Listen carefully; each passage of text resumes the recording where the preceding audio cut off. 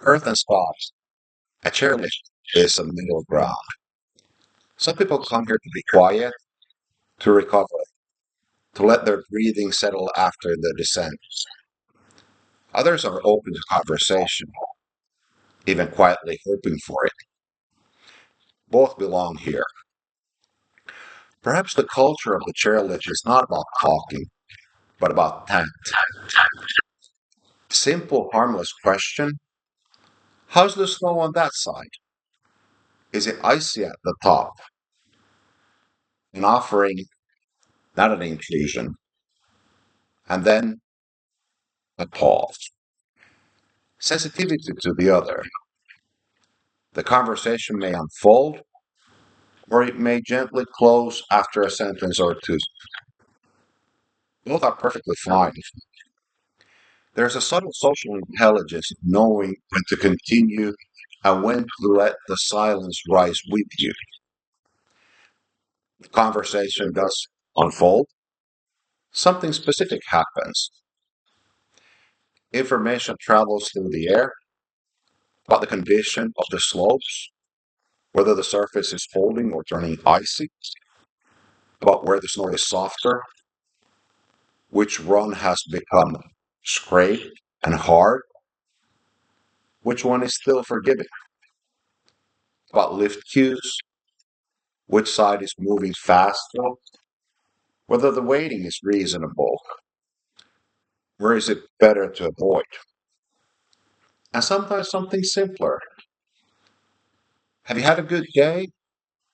Which run have you liked the most?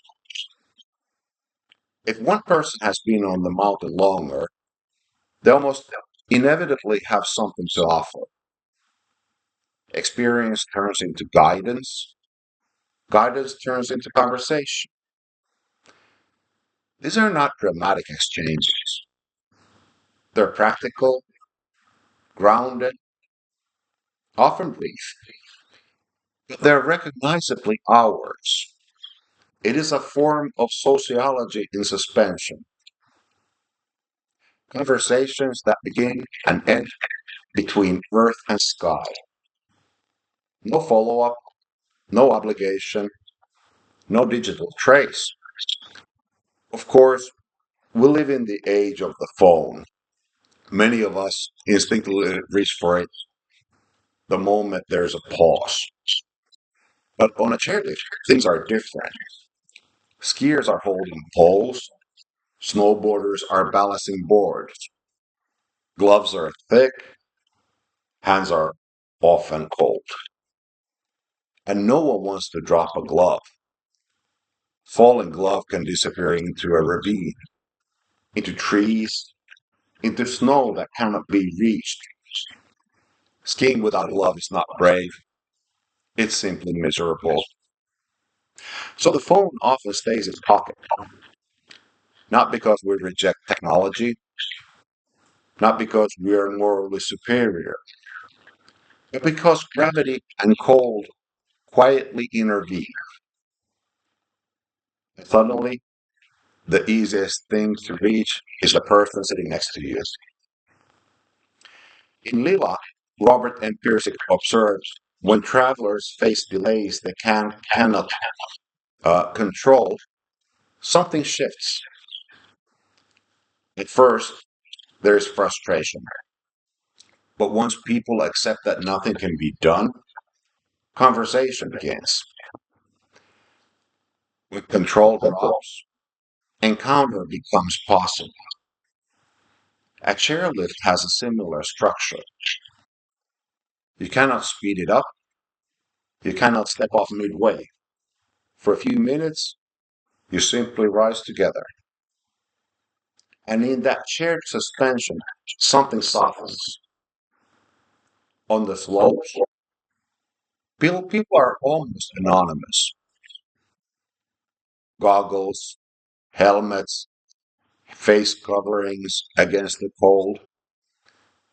We can look nearly unrecognizable, like moving silhouettes rather than individuals. And yet, skiing is not solitary. It carries risk, speed, height, changing conditions. There's an unspoken code. You slow down if someone falls. You warn about ice. You share knowledge about hazards. Being behind mirror lenses are living, feeling human beings, just like yourself. The chairlift conversation becomes a part of this quiet ritual, a reminder that although we descend individually, we share the mind. The psychoanalyst Donald Winnicott described transitional space, an in-between realm between authentic encounter can emerge. The chairlift is such a not fully private, fully public, not performance, not confession, just a temporary platform suspended in air. And in that suspended space, conversations can be both light and strangely lasting. Chairlift conversations are fleeting. They often begin with snow conditions. They end at the top of the station. They have no history, no algorithm, no archive.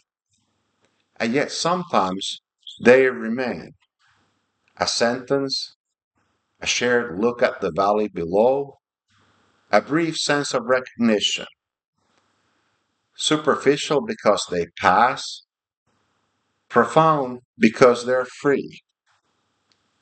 For a few minutes, two or more anonymous figures rise together above the ground. No past required, no future promised, only this ascent. Chairlift sociology, conversations in the air between earth and sky. Not everyone seeks them, but when they happen, they quietly remind us. Behind the goggles are human beings, and sometimes the most temporary exchanges leave the most durable traces.